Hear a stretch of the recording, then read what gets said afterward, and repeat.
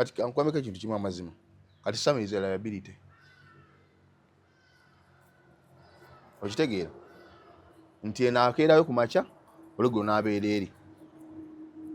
kati omuntu asobola okukozesa advantage yonna okujja waani kwagwe kyomanya Sammy kati akyalina gwayongerako is a liability okubeerawo ku nebutabeerawo tekirina bwe kyakola ki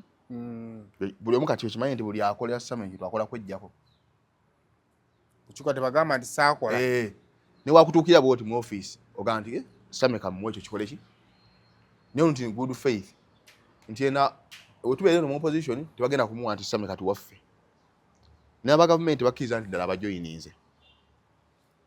kati ali ku crossroads kibinno omuntu okubeera bwotyo azipanawo kisobola omukolera naye nga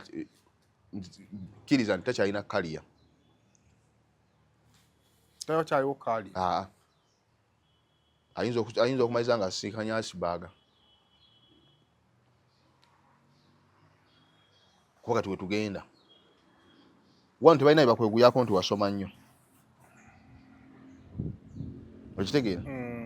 ekibadde kikutunda mumwa ate okukozeseza buki bubi ndi Sammy singa yasigala ku sayidi embwa naga nti nze ngenze mu gavumenti munyambire eyo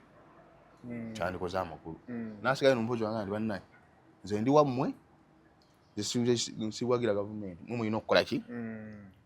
era still yandifunye sympathy ate buli kimu tekigwera mu kamera olwojja mu kamera nga gwe mulwadde ekyatawummulako ate nova eno n'okuwummula ate nojja neweewozaako kati omanye amaanyi ge waliwo live gye nabye nga amaanyi gakozesako bukozesa kana akapiira kayinza n'okubuukayo awo abaawo awo nga mukwestioninga awo ng'akapiira kayinza n'okubuukayo ogenda okola nga omusulo ogugize guti kyekimazima ekintu ky'okuwummula simanyi abasawo bamuadvisinga batya kimala simanyi basawo bamuliko neddagala liyinza obutakola nga bwe lyandikoze simanyi basawo bamuliko bamuadvisinga batya naye yeetaaga okuwummulako yeetaaga okukola ki kyonna kyabisobola kati